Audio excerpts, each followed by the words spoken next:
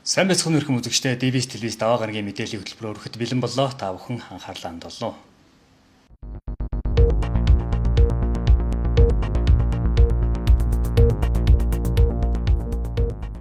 Эхний мэдээ. Томуу тус төвчин манай аймагт ихсний улмаас аймгийн нэгдсэн эмнэлгийн эмчнэр уртсгсан цагаар ажиллаж эхэллээ. Эмчнэр хүүхдэд эмнэлгийн үйлчлэгийг үзүүлэхийн тулд төрөөгөө сулсан хүүхдүүдийг авч коридорт ор тавин үйлчилж байгааг манай сэтгүүлч сурвалжиллаа. Манай аймгийн хүүхдийн тасаг 55 ортой. Гэтэл хүүтийн сэрүүний улирал эхлэмэгц томуу төс өвчний тархалт ихссэн учраас эмнэлэг твтэн эмчлүүлэх хүүхдийн тоо нэг дахин нэмэгдэж одоогийн байдлаар 110 орчим хүүхэд твтэн эмчлүүлж байна. Хүүхдүүдийг хүлээн авах ор хүрэлцээгүйгээс үүдэн эмчийн өрөө болоод коридорт ор тавин хүлээн авч эмчилгээ үйлчилгээг үзүүлсээр байгааг аймгийн нэгдсэн эмнэлгийн хүүхдийн засгийн эрхлэгч Шарвжамц бидэнд танилцууллаа. Манай тасагч нь 55 ортол тасагчтай. Өнөөдөр 102 хүүхэд хэвтэж байна. Тэгэхээр ачаал бол одоо маш өндөр ачаалтай байна. За өнгөрсөн шөнө бол манай хүлээн авах гэж онсон эмчийн мэдээгээр хүлээн авахар ирж үзүүлсэн хүүхэд 205 хүүхэд ирж үзүүлж байна. За хүүхдийн насных нь бүтцийг аваад үзэх юм бол 1-3 насны хүүхдүүд байна. Зарим тохиолдолд бол одоо нэраа хүүхдүүд их байна. Энэ томоогийн үүсгчээр өвдөж байгаа хүүхдүүд бол өндөр халуурж байна, шингэн нус гарч байна, гүйлгэж байна. Ийм л байдалтай ерөнхийдөө өргөтөө үзүүлээд хүндрээд хүүхдийн тасагт бол ирж хэвтэж байгаа юм. Манай нэгдсэн эмнэлгийн амбулаторид бас хүүхдийн эмч сууж үздэг. Амбулаторын эмчийн минь өдрийн үзлэг бол бас нэг 80-аас 95 дотор л байгаад байдаг. Тийм учраас тасагдаач амбулаторт чих ачаалттай байгаа юм л да. Томуу тус өвчнөөр ихэвчлэн тгээс 3 насны хүүхдүүд өвчилж байгаа учраас эцэгчүүд хүүхдүүдтэй халуун аарц, чацарган тогтмол уулгаж, биеийн эсэргүүцэл дархлаа сэргээх витаминлог хоолгонд өгөх, онц шаардлагагүй тохиолдолд хүүхдийг олон нийтийн газраар дагуулan явахгүй байх, улирлын байдал тохируулан дулаан хувцаслаж, гэртээ тогтмол чийгтэй цэвэрлэгээ хийж, томуу тус өвчнөөс урьдчилан сэргийлэхийг эрүүл мэндийн газраас анхаарууллаа. Дараагийн мэдээ.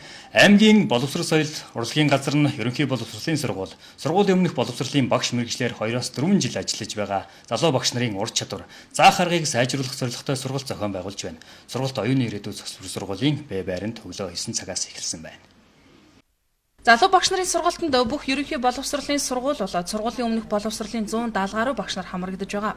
Анх боловсрол соёл урлагийн газраас санаачлан багш нарын шин санааг дэмжих зорилгоор сургалтыг зохион байгуулж байна.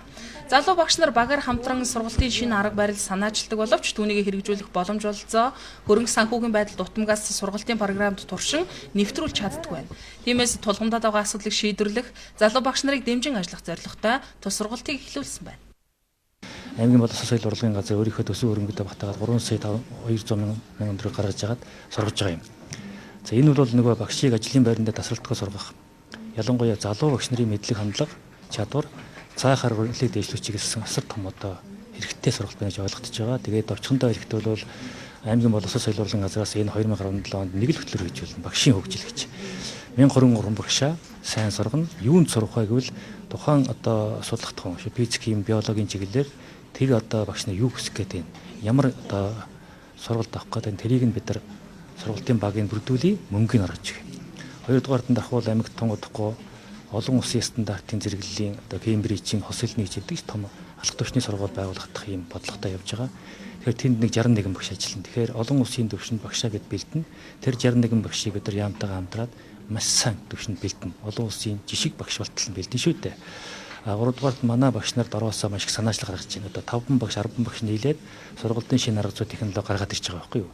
Тэрийг нь жоохон сангуугаар дэмжиж өгөөд тэгээд тэрийг нь одоо сургууль соёлын байгууллагуудаар явуулаад нутагчлуулаад ингэ явчих юм бол илүү их амжилтанд орно. За энэ жилийн сургалтуудын маань онцлог маань одоо боловсрол соёлын газрын мэрэгчлэлтүүд маань өөрснөө багш нарынхаа одоо хэрэгцээнд тулгуурлаад багш нараасаа өмнө нь бол судалгаа авсан байгаа. Ямар сургалтуудаар сургалтаа зохион байгуулах гэдэг судалгаа авсныхаа үндсэн дээр тэр судалгаан дээрээ тулгуурлаад мэрэгчлүүд өөрснөө одоо сургалтуудаа зохион байгуулж хичээлүүдэд бэлтгэж ирсэн. За би өнөөдөр бол одоо 4 дахь жилдээ ажиллаж байгаа багш нартаа цахим хичээл бэлтгэх арга зүй гэдэг сэдвээр сургалтаа зохион байгуулж байгаа. За тэгээд сургалт маань 2 өдөртөө миний цахим хичээл бэлтгэх арга зүй гэдэг сургалт маань бас тодорхой 2 цагийн л одоо багтаамжтай. Тэгэхээр 2 цагт одоо бас нэлээд агуулгыг одоо багтааж өгөх учраас багш нартаа бол одоо нэг программыг одоо заахгүйгээр ерөнхийдөө цахим хичээл бэлтгэж болох программуудыг дээр нь цахим хичээлд ашиглаж болох хэрэглэгдэхүүн бэлэн загваруудыг ашиглаж болохоор одоо сайтнуудыг за бэлэн цахим хичээл бэлтгэсэн хичээлээ багш өөрөө DVD-ндээ CD-ндээ яаж хуулж болох тэр зааврыг танилцуулж одоо 2 цагийнхаа өнөөдрийн сургалтанда энэ программуудыг танилцуулж сургалтаа оруулж байна. Сургалтын хөтөлбөр тусагдсанаар аймгийн боловсрол соёл урлагийн газрын мэрэгжилтнүүд залуу багш нарыг хүүхдүүдтэй хэрхэн зөв харилцаа үүсгэх, цахим хичээлийг сонирхолтойгоор хөтлөн явуулах арга барилын хичээлийг зааж байгаа юм а. Залуу багш нарын сургалт 1-р сарын 11 дуустал үргэлжлэх юм байна.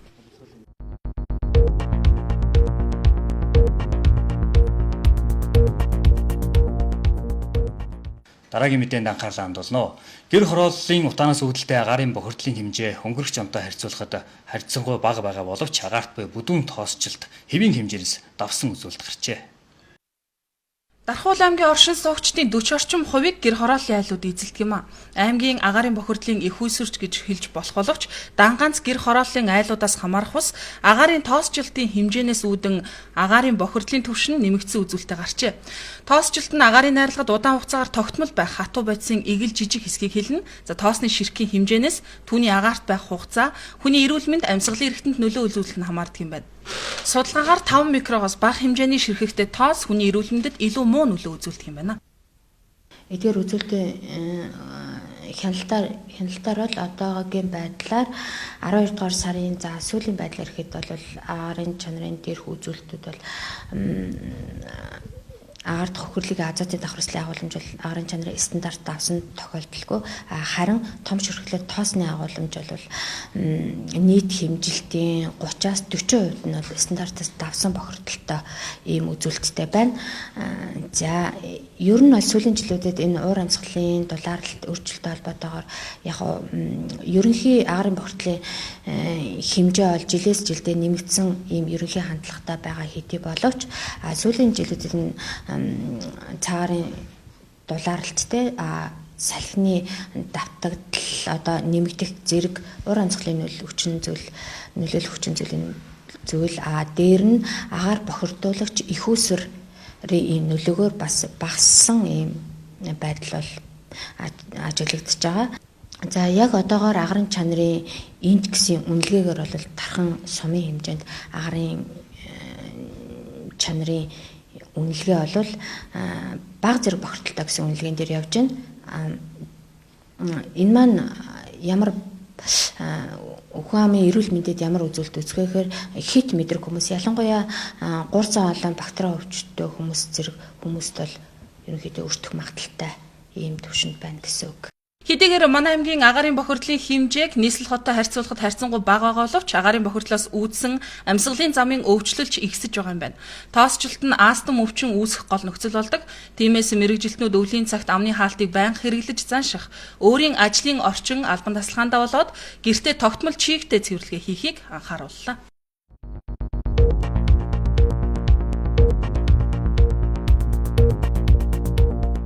Дараагийн мэдээ. Дархуул аймгийн засаг даргын тамгын газраас дархан суманд өвсний аюулгүй нөөцийг тараах үүрэг өгсөн байна. Нэг боодлын үсийг 3500 төгрөгөөр иргэдэд борлуулахар болжээ. Өвөлжилтийн комиссийн шийдвэрийн дагуу төлбөрөө төлсөн баримтанд үндэслэн малчин мал бүхий өрхүүдэд өвс тараах ажлыг баг төсвөр зохион байгуулахар болжээ. Мал аж ахуйн өвөлжилтийн байдал аймаг сумдын өвс тэжээлийн аюулгүй нөөцөд хадгалагдаж байгаа өвсний зарцуулалтын талаар 2016 оны 12 дугаар сарын 27 оны өдөр аймгийн үйлдвэрлэл дэд бүтэц хөрөнгө оруулалт хариуцсан орлогч дарга Гамбол тэргүүтээ ажлын комисс хуралдсан байна. Хурлаар аюулгүй нөөцөд 2 жил хадгалагдаж байгаа 100 тонн өвсийг малчид мал бүхий иргэдэд тодорхой үнээр борлуулахар болсон байна. За өнөөдрийн зах зээлийн үн шин нэг боодол өвс 6-аас 8,000 төгрөг байхад хуучин өнжсөн өвсөө нэг боодлыг 3,000-аас 3,500 төгрөгөөр борлуулах юм байна. За өнөөдөр аймгийн үйлдвэрлэл дэд бүтэц хөрөнгө оруулалт хариуцсан орлогч дарга Гамболд аюулгүй нөөцөд байгаа өнжсөн өвсөө сумдуудад хуваарлаа. Тэгэхээр аймгийн өвөлжилтийн бэлтгэл ажрыг хангуулах комисс өнгөрсөн 7 хоногт хуралдсан. Тэгээ хуралдаад аймгийн нөөцөд байгаа өвсийг үн тогтоож худалдах шийдвэр гаргасан. За ер нь бол бас өдөө сумдаар өвлжлөх өндөрж ийн ялангуяа орхон шарын гол сумдаар малчид хэдийгээр өөрсдөө өвс адлан сайн авсан ч гэсэн бас нэмэлт одоо өвс тэжээл шаардлагатай байна гэдэг хүсэл тавьж байгаа. Тэгээд зах зээл дээр бол нэг буудлын өвс 5,000-аас 7,000 төгрөгийн үнэтэй байна. За аймаг бол 2015-2016 онд 100 тонн өвс нөөцсөн. Тэгээд энэ нөөц өвсөө одоо ингээд цаг үеийн харуулга гаргаж байгаа. Тэгээ комиссийн хурлаар бол 3,500 нэг буудлын өвсийг үнэлгээ хийж байгаа. Тэгээд зориултын самд ингээд улсын нөөцийн газар гэрээгээ хадгалуулсан шаардлага хангаж байгаа өвс байгаа.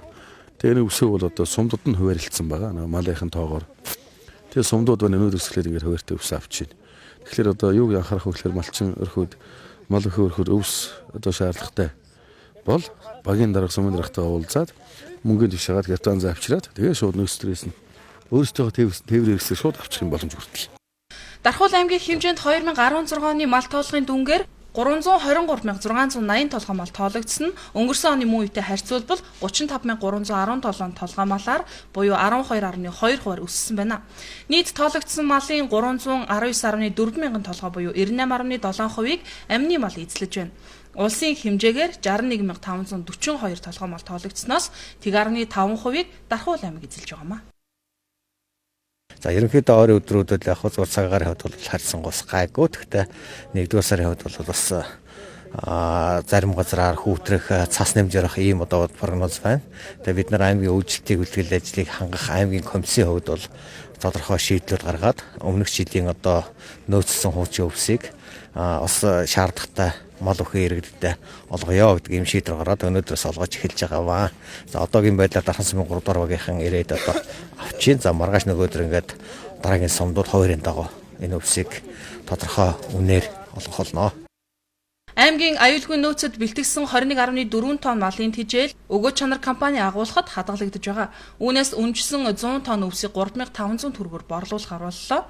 Дархан суманд 20 тонн буюу 1000 бодол өвсийг 1-р сарын 7, 8, 9-ний өдрүүдэд, Хонгор суманд 32 тонн буюу 1600 бодол өвсийг 1-р сарын 7, 8, 9-ний өдрүүдэд, за Шарын гол суманд 20 тонн буюу 1000 бодол өвсийг 1-р сарын 10, 11, 12-ны өдрүүдэд, харин Орхон суманд 20 тонн буюу 1000 бодол өвсийг 1-р сарын 10, 11, 12-ны өдрүүдэд Багтаан сумдуудад хуваарлан борлуулах юм байна. Борлуулсан өвсний төлбөрийг Дархуул аймгийн хөдөө аж ахуйн газар Төрийн сан банк 19/19 401 тоо дансан төвлөрүүлж, за 2017-оос 18 оны өвс тэжээлийн аюулгүй нөөц бүрдүүлэхээр болсон байна. Энэ тал дээр бол энэ сэтгэл санаа өндөр л байгаа шүү дээ бас. Энэ өвс мөсийн цас ихтэй зуудтай үед бас хямдралтай өгж байгаад нь бол баярлж байгаа. Өөрийнхөө тэгээ аавынхаа юунд ингээд нийтдээ 20 бодол өвс авчин та. Хоёр айлын 10 гэд 20 бодол өвс авчин. Мөнгөө сайн Төрийн банкнд тушаалаа. Энд одоо 3,500 болох гэж байна. Өвлжид тэр нь дажгүй л энэ дөө. Ер нь юмыг яаж мэдэх вэ? Хүндэрж магадгүй л өвс авчих шүү дээ. Тэр хавийнхаа хүмүүстэй нийлээл бүгд энэ 70 бодол өвс авчих та. Манайх ч нөгөө цагаан үнэний ферм гэдэг шүү дээ. Тэр төлөвт тийм. Цаашид өвс тэжээлийн агуулгах сарвчийг өөрийн хөрөнгөөр барьж байгуулах зайлшгүй шаардлага байгаа юм а. Тиймээс улсын нөөцийн салбарын эзэмшлийн газраас тодорхой хэсэг газарт аймаг сумдын өвс тэжээлийн нөөцийг хадгалах, агуулгах, сарвч барих газрын асуудлыг шийдвэрлэхээр шадар сайд болоод онцгой байдлын ерөнхий газар тус албан бичгийг хөргүүлж асуудлыг шийдвэрлэхээр болсон байна. Дараагийн мэдээ, Дархуул аймгийн нийгмийн арчил Монголын залуучдын холбооны тэргүүлэгчид тусламжийн гараас сонгон 500 мянган төгрөгийн хандвийг намжил сүрэнд хүлээлгэн өгч тэтгэврийн дэвтрийг чөлөөлөн өндөр насны асрамжийн газар очих боломжийг нээж өглөө. 89 насыг зооглож байгаа Дархан сумын 11-р багийн өндөр настан намжил сүрэн нь харж хандах хөнгүй өөрийн гэсэн орон гэргүй учраас 2015 оноос удаадараа аймгийн халамжийн хилтэс баг сумын удирдлагуудад улсын асрамжийн төвд очих хүсэлтээ гаргаж байлаа. Тэрээр тэтгэврийн дэвтрээ барьцаалан зээл авсны улмаас асрамжийн газарт очих боломжгүй байсан тул эхний ээлжинд аймгийн засаг дарга Насанбат 200 мянган төгрөгийн мөнгөнд тэтгэмжийг тусламж болгоо өгч байжээ. За 2016 оны 12 дугаар сарын 20-ны өдөр тус өндөр настан аймгийн засаг даргын нийгмийн бодлого төсөл хөтөлбөр хариуцсан орлогч Төвшинбаттай уулзаж асрамжийн газарт очих хүсэлтэд дахин тавьсныг шуурхаа шийдвэрлэж аймгийн засаг даргын захирамж болоод шаардлагатай бусад бичиг баримтуудыг бүрдүүлэн зээлийн асуудлыг шийдэж өгөхөөр Төрийн банк болоод төрийн бус байгууллагуудад хандаж дэмжлэг үзүүлэхийг аймгийн нийгмийн бодлогын хилцээр дамжуулан уриалсан байна. За энэхүү саналыг Дархан сумын нийгмийн арчил Монголын залуучдын холбооны тэргүүлэгчид өнөөдөр хүлээн авч 500 мянган төгрөгийн хандвийг иргэн намжил сүрэнгуйд хүлээлгөө өглөө. Сүүлийн хэдэн жил үнэхээр хүнд хэцүү нөхцөлд өдөр хоногийн өнгөрөөж ядаж амьдрч байгаа нас 89 нас хүрч чинь одоо 90 нас хүрт ойрхон боллоо. Богинохон амьдралын хугацаа үлдсэн гэж бодож чинь та бүгд намайг энэ хугацаанд жаргалтай сайхан амар амгалан газар аваад ирэх замын минь нээж өгч явуулж өгч байгаа чин сэтгэл зүрхээсээ та бүгдэд баярлан талархснаа илэрхийлье. За нийгмийн ард Монголын залуучуудын холбоо бол нийгмийн бүхэл шатанд өөрсдийнхөө хариуцлага ухамсарлах үүднээс хамтран ажилладаг байгаа. За үүний нэг жишээ бол Дархуул аймгийн 55 жилийн хойтой холбоотой мөрөөдлөд бүх нийтийн хандив марафон энийг зохион байгуулсан юм аа. Тэгээд энэхүү марафоноос олсон тодорхой хэмжээний хандиудыг зохих салбарын улсуудад бол хандуулан тарааж өгж байгаа бөгөөд эхний ээлжинд байдаг хөгжлийн бэрхшээлтэй иргэн Азийн параолимпийн мөнгөн медальт саруулт төгсдөө сая төгрөгийг бас бие тамирын хослын хамт гардуулж өгсөн. За хоёрдугаар шатанда бид өнөөдөр аймгийн нийгмийн бодлогын хэлтсээс хүсэлт гаргасны дагуу 11-р агийн өндөр настай иргэн хөгжлийн бэрхшээлтэй манай аймгийн бас төр захиргааны байгууллага насаараа ажилласан харж халдварлах хөнгөө намжил сурангад бас хагас сая төгрөгийн тусламжийг бодтойгоор хүлээлгөө өгж байна. Тэгээд мөрөөдлөөдөө хандив марафон маань жил болгон уламжлал болгон зохион байгуулахаараа онцлог бөгөөд энэхүү үйл ажиллагаанд маань бас Дархуул аймгийн нийт байгууллага хувь хүн хамт олонныгаа бас идэвхтэй оролцож байхыг уриалж байна. За эмзэг бүлгийн гэр оронгийн өндөр настай шагдрын намжил сүрэнгүй аймгийн удирдлагуудад хандсны үр дүнд төрийн банкнаас авсан тэтгэврийн зээлээ чөлөөлж Төв аймгийн Батсүмбэр суман дахь асрамжийн газарт очих боломжтой болсон юм а. Эрхэм үзэгчдээ бид та бүхэнд манай аймагт болсон мэдээллийг хүргэлээ. Одоо та бүхэн үргэлжлүүлэн интернет мэдээг хүлээн авч үзнэ.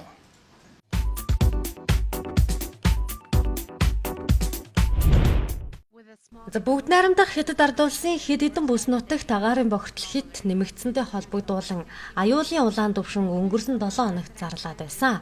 Тодорхойлбол Хятадын нийслэл Бээжиотоос гадна Тянжин, Хайнан мужийн зарим хэсэгт хамгийн өндөр төвшнийг зарлаад байсан юм а. За эдгээр хот мужид хит их утаанаас болж үзэгдэх орчныг 50 метрээр хязгаарлаж байсан. Харин аюулын улаан төвшнийг зарласнаас хойш 9 дахь өдөр Хятадын эрх баригчид түүнийг унтрааснаа зарлалаа. За Бямбгаргийн шөнө Бээжиотод хүчтэй салхитай байсны улмаас Бээжиотод тогтсон байсан өтгөн утаа арилж Нямгаргийн өглөөг ихэд тэнгэр цэлмэж агаар цэвэрсэн байдалтай болжээ. Хятадын ус цаг уур орчны шинжилгээний газраас өнөө өглөө мэдэгдэхдээ аюулын төвшнийг унтрааж агаарын бохирдол тодорхой хэмжээгээр буурсныг мэдээллээ. За бүгд найрамдах Хятад ард улсын засгийн газраас агаарын бохирдолтой тэмцэхийн тулд хэд хэдэн арга хэмжээг авч хэрэгжүүлж байгаа. Түүний нэг нь нийслэл хотын төвийн эргэн тойрон дах нийт 10,000 хавтгай дөрвөлжин км газарт түүхийн нүүрсний хэрэглээг хориглосон явдал юм а.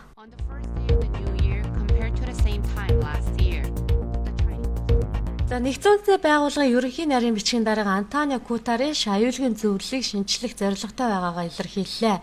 Японы гадаад хэргийн дэд сайд өчигдөр Нью-Йорк хотноо Антонио Гутерриштэй уулзсан байна. За Гутерриш энэ сарын 1-ний өдөр үүрэгт ажилд орсон аюулгүй зөвлөлийн бүтэц зохион байгуулалт бүтэн 50 гаруй жилийн турш нэгэн юм байлаа. Харин одоо үүнийг өөрчлөх хэрэгтэй гэж тэрээр мэдэгдсэнийг сайд уламжилжээ. 1965 онд аюулгүй зөвлөлийн байнгын бус гишүүн орнуудын тоог 4-өөс 10 болгож нэмэгдүүлсэн боловч байнгын гишүүн орнуудын тоонд өөрчлөлт ороогүй юм а. За 2005 онд Япон тэргүүдээ хэд хэдэн орн байнгын гишүүн орнуудын тоог нэмэгдүүлэхийг уриалсан тогтоолын төслийг нэгдсэн үндэсний байгууллагын ерөнхий ассамблед өргөн барьж байсан боловч энэ асуудал дахиж гараагүй ажээ. Харин Антонио Гутерриш шинжилгээ асуудалд хэрхэн хандах нь олонний анхаарлыг татаж байгаа юм а. За Палестины эзлэгдсэн газар нутагт еврей суйрангууд барьж байгаагаа за нэн даруйд зогсоохыг шаардсан тогтоолыг нэгдсэн үндэсний байгууллагын аюулгүй зөвлөл баталсны хариуд Израиль улс тус байгууллагын төсөвт төлдөг татврынхаа хэмжээг 6 сая доллараар бууруулах шийдвэрийг гаргажээ. За энэ тухай нэгдсэн үндэсний байгууллагад суугаа Израилийн байнгын төлөөлөгчийн газар мэдгдсэн байна. За Израиль улс нэгдсэн үндэсний байгууллагад төлөх татвараасаа 6 сая долларын төлбөрийг зогсоолоо.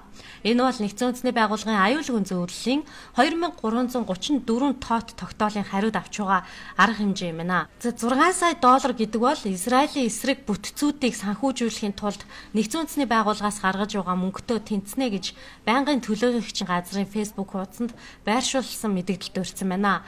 Сануулын дурдахад өнгөрсөн оны 12 дугаар сарын 23-нд баталсан нэгдсэн үндэсний байгууллагын аюулгүй зөвлөлийн 2334 тоот тогтоолт Палестины Палестиний нутаг дэвсгэрт суйрангууд барих ажлаа нэн даруй зогсоохыг Израилаас шаардсан юм а. Тогтоолыг аюулгүй зөвлөлийн 14 гишүүн орон дэмжиж Америкийн нэгдсэн улс төтгөлдсөн санал өгсөн билээ. За уг баримт бичгийг дагаж мөрдөхгүй гэдгээ Израилийн тал мэдэгдээд нэгдсэн үндэсний байгууллагад төлдөг санхүүжилтэд зогсооно гэж сүрдүүлжээ. За нэгдсэн үндэсний байгууллагын захим хуудсанд бичсэнийг харвал нэгдсэн үндэсний байгууллагын төсөвт за Израиль улсын төлдөг татварын хэмжээ 11 сая доллар байгаа нь төсвийн нийт зардлын 1.4% болж байгаа юм а.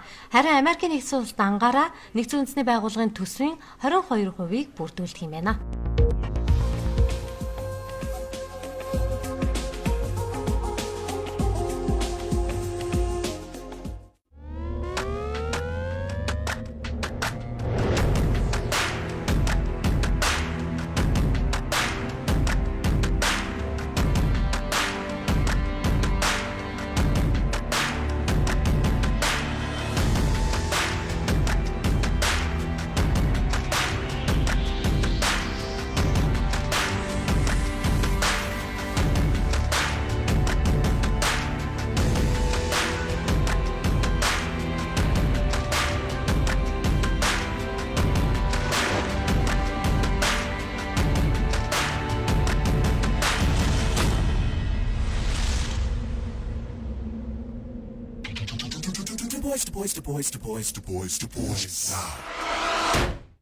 겁이 나서 시작조차 안 해봤다면 그댄 투덜대지 마라 좀 주저하면 기회는 모두 너를 비켜가 가슴 펴고 나와 봐라 좀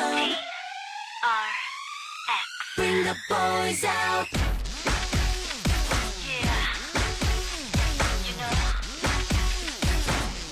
Bring the boys out. We bring the boys out. We bring the boys out. Yeah. Bring the boys out. 슬림맞춰 사는 것난 길드가 접어가니 괜찮니? 담담한 세상이 그댈 주눅들게 만드니 괜찮니? 그냥 볼 수가 없어 난 부딪히고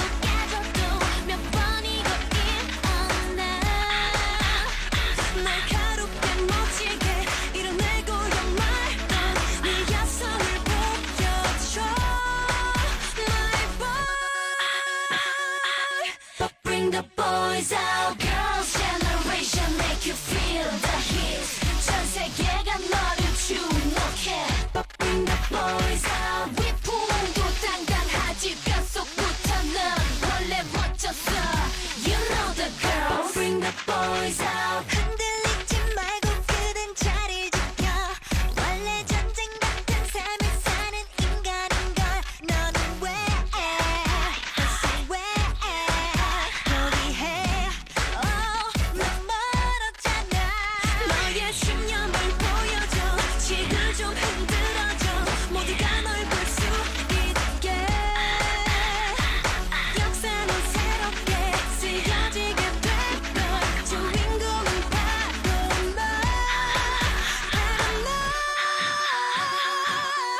Bring the boys out, girls generation make you feel the heat. 전 세계가 너를 주목해. But bring the boys out, 위풍도 당당하지 뼛속부터 넌 원래 멋졌어. You know the girls. Bring the boys out. Girls, bring the boys out. I wanna dance right now. 내가 이끌어줄게, come out. 세상 남자들이여 난 number one. 지혜를 주는 아테나, check this out. 즐겨봐라 도전의 설렘. 이미 모두 가진 세상의 남자. 그대로 쭉 가는 거야 keep up. Girls generation we don't stop. But bring the boys out. 막혀버렸던 미래가 안 보였던 미래가 내 눈앞에 펼쳐져. 점점 더 완벽한 네 모습을 마치 난 빨려들 것 같아. My heart. 겁이 나서 시작조차 안 해봤다면 그댄 투덜대지 말았죠. Just bring the boys out. 주저하면 기회는 모두 너